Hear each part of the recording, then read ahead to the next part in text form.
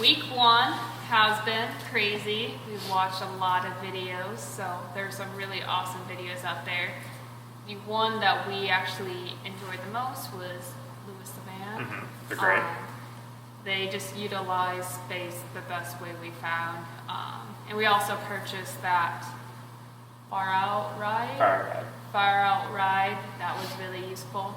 But since I have a mid-top transit, I really want to make sure that we could insulate the floors but still be able to stand because I'm a little bit taller than that.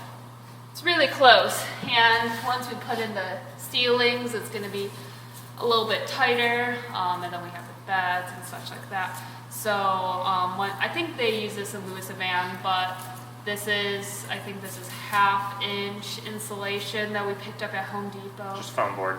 And one side is metallic, one side's not. I'm not sure if that does anything, but I think it has an R value around 3.5, which is the same as insulate, I'm pretty sure. Yeah. So, And it's thin, which is nice. yeah, so this perfectly lined up with the ridges on the bottom of our transit.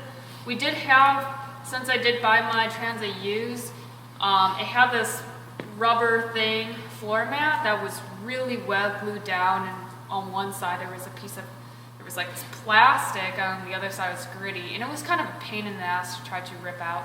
So we decided to leave it in because it wasn't, hurting the van at all. So Yeah, and it's another waterproof layer. yeah, waterproof insulation, sound dampening, I would assume. So we lined these in between each of our ridges and spray foamed the rest, and we used the gaps and cracks one and did some minor spray foaming, as you can see in our video. And we used a razor to cut this, which was nice. Laid it all down, and then we put, what was next? We used this silicone too, to glue down both the foam to the floor, and we also put this on top of the plywood subfloor. So there's this plus this great stuff spray foam underneath the plywood, and then we put this on the plywood, put that down, and then put a crap ton of weights on there. Yeah, and the plywood's 11 32seconds of an inch thick, so like 1/3 of an inch. Yes. Because again, we wanted to go pretty thin. Yeah, and we felt like it was pretty sturdy, or very sturdy. So we were trying to save as much room as we could. And then, Noah made an awesome stencil out of cardboard.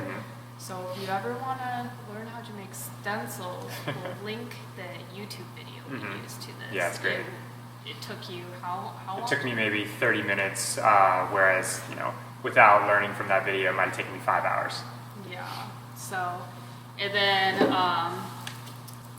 I would say the best tool of the day was this jigsaw. So we used this to cut out the plywood to this. We, on top of our subfloors, we use this life-proof vinyl flooring. It's waterproof, scratch resistant. This was actually on sale at Home Depot, so we decided to go with it. We were gonna go with Traffic Master, which had pretty good reviews, but people complained about the scratches. So this was on sale, so we decided to go with this because it is waterproof.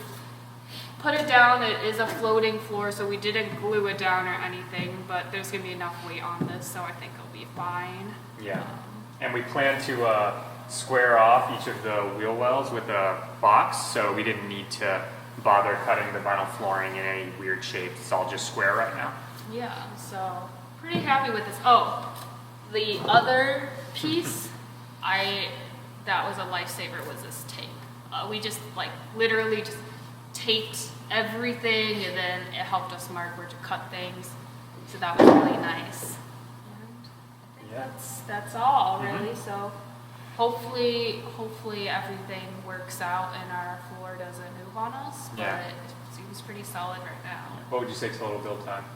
Total build time, subfloors 10 hours, floors 2 hours.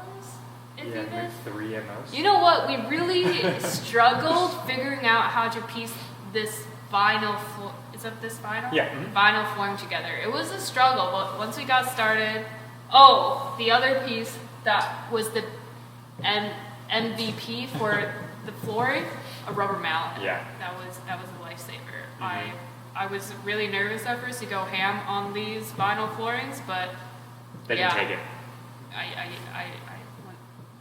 made it fit. So, and then if we could do anything differently, Trying to think. we said some things. Maybe, if you wanted, put another solid layer of foam on the bottom, but it's probably unnecessary. One thing was you don't want to have splits in the plywood where you're going to be stepping a lot. You want to try to use one solid sheet of plywood. So we use 3 different sheets to fill in the van, and one of the ends of one of the pieces of plywood is right where you step into the van. So we would have used one solid sheet in that area, so there's no weaknesses. Yeah, so Probably it. we started our plywood from the back and filled in to the front. So we had our plywood sideways, so we could cover the entire width of the van with one piece of plywood.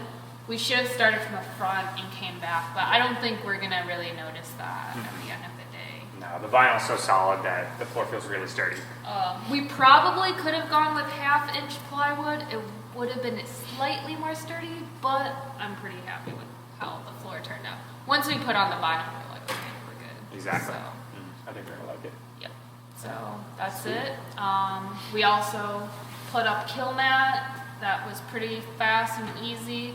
And we started on rust proofing our van. So we'll see how week 2 goes. Yeah, join us next time.